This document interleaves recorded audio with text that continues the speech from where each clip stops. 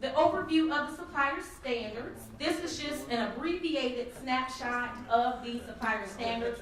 The full standards can be found in Title 42 of the Code of Federal Regulations. Anyone want to take a stab and read supplier standard 14 from the slide? Okay, moving right along. Back in 2012, CMS provided a statement that suppliers can actually provide to Medicare beneficiaries in lieu of disclosing the standards to them and providing them with a copy each time. This statement can be found on the National Supplier Clearinghouse website, and it's just basically saying that the products are provided to you and you would put in the name of your business and are subject to specific standards, and if you want to see the standards in their entirety. So it is fine to actually provide this statement.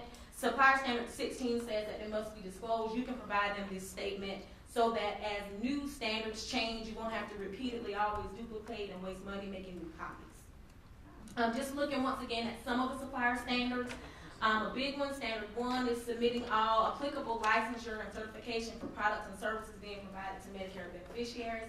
It seems simple enough, but once again, this is one of the reasons why we also developed, because we're not getting the licensure in for all of the states where suppliers are actually providing services. As a reminder, you may be, your brick and mortar may actually be in Texas, but it doesn't mean that, if you're servicing beneficiaries elsewhere, of course we're going to need the licensure for all of the states for which you're providing services. Standard 2, changes of information. This is a big one. Reporting changes to the NSC within 30 days of the change. That can be submitted through the 855S or internet-based pay codes. This is a big reason why supplier billing privileges are deactivated.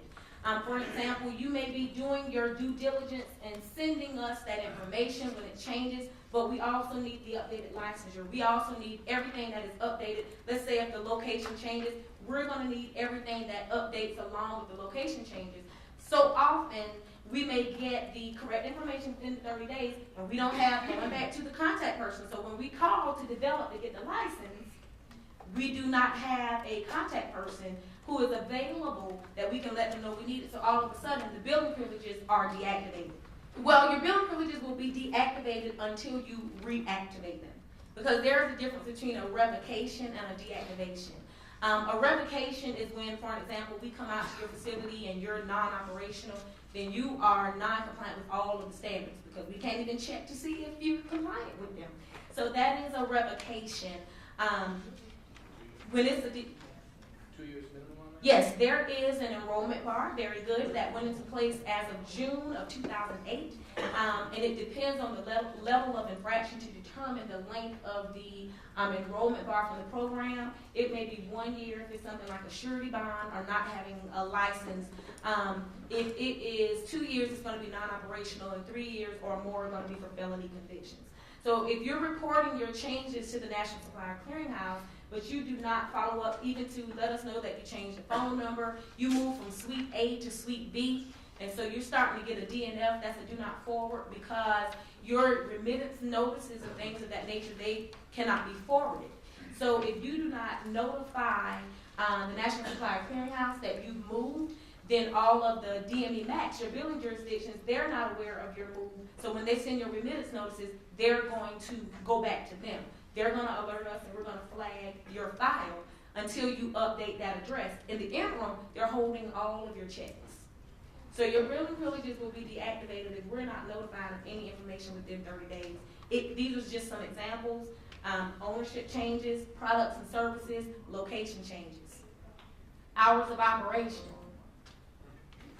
Standard 9 just talks about maintaining a primary business telephone that is operating at the appropriate site, listed under the name of the business, locally or toll-free. All of those bullets can be summarized as saying it's great and commendable if you have an after-hours answering service, if you have your calls to go to your cell phone or whatever the case may be, and it's funny because or a beeper or a pager or things of that nature.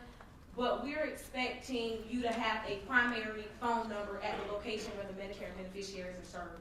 That's what all of that means. It's great if you're having all those things, but they're not coming to you directly as a person on the street, in the store, in the store on the street, follow up with their service. So wherever your business is located, the address of your business, we need to make sure that there is a working telephone there.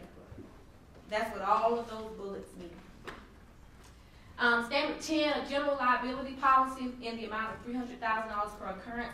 Malpractice insurance cannot be substituted for general liability, and the NSC must be listed as a certificate holder. CMS has clarified the standards, and other clarifying information can be found on our website, and information that is given through listserv messages. So I understand what you're saying as far as the tenants and things that are in the confines of the standard, but they'll often clarify other information. It is $300,000 per occurrence, and it is the NSC must be listed as a certificate holder so that we are notified in the event that the insurance has lapsed or it has expired.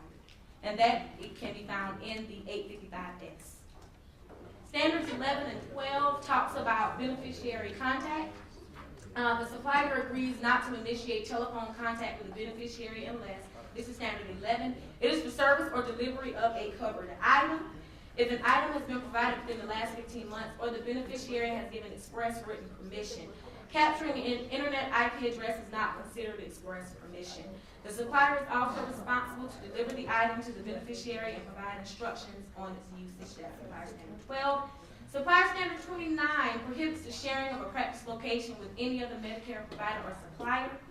And there you are with the physician. A group of physicians can share if you're providing services to your patients.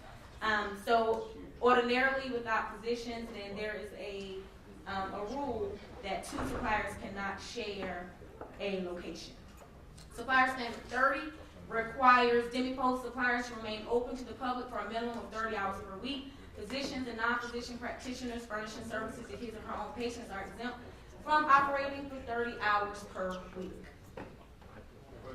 So for a standard practitioner, just what general DME, they would have to meet that 30 hours per location anywhere that has a PTAN. But physicians are exempt from that. If you have multiple locations, correct. Then if you have a PTAN for each, if you have multiple offices where you're seeing Medicare beneficiaries and providing them with DME, yes, you have to have a PTAN for each location. Medicare billing privileges. Yes. Each location where Medicare beneficiaries are served must have a PTAN.